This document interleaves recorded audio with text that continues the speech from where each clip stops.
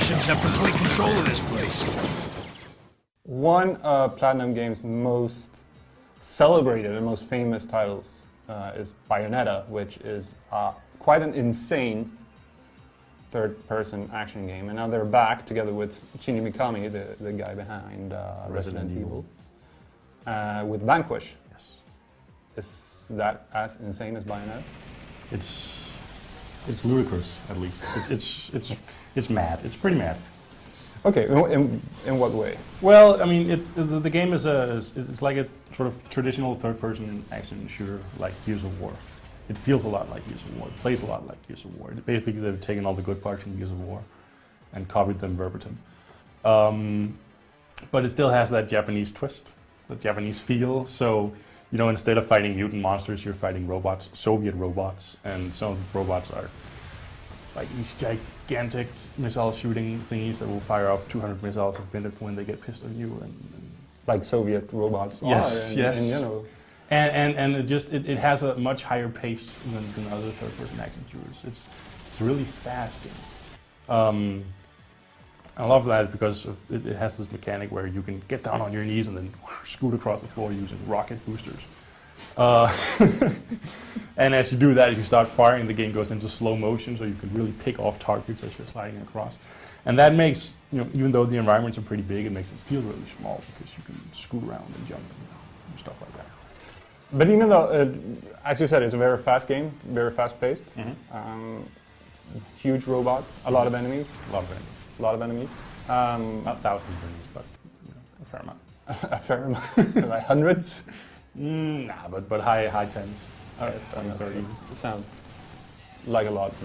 But do you have any idea what's going on? Yeah. You know, the environment, the graphical style is really clear, and all the Soviet robots, most of them are red, and while the environment is more like a As Soviet robots are. as Soviet robots often are, while the environment is more like, you know, white and gray, light grays and blue water and stuff like that.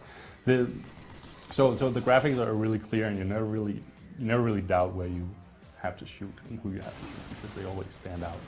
One of the things also that was very, very celebrated in Bayonetta was that the controls were extremely tight. There was a lot of stuff going on, and it seems like Vanquish is even worse when it comes to that part. But the controls were very tight. You were always in control of the situation.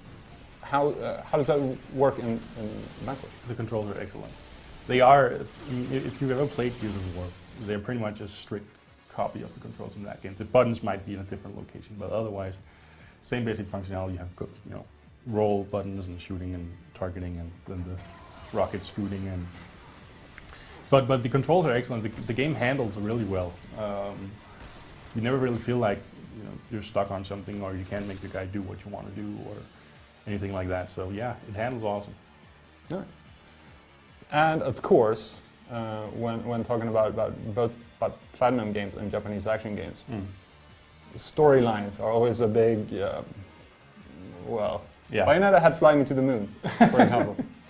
The storyline in Vanquish is mad. The premise is the U.S. has this gigantic space colony / remote power plant that collects the sun's energy and then beams it down to Earth on microwave. And then, you know, some crazy ultra-nationalists take power in Russia, and then they conquer the space station and use it to microwave San Francisco off the face of the Earth in a very horrific and bloody intro sequence. That's awesome. And so the president sends in the Marines, and the guy you play, who's a researcher at DARPA and equipped with this awesome white suit thingy, to take back the space station and then prevent them from nuking New York, as they're planning to do. That sounds fairly logical. And yeah, you know, calm. yeah, well, except the part that the Russian leaders is have sort of cyborg-like dude with plugs in his head, and it looks a bit like a vampire. It has this really cheesy 80s action movie feel, but it's done right.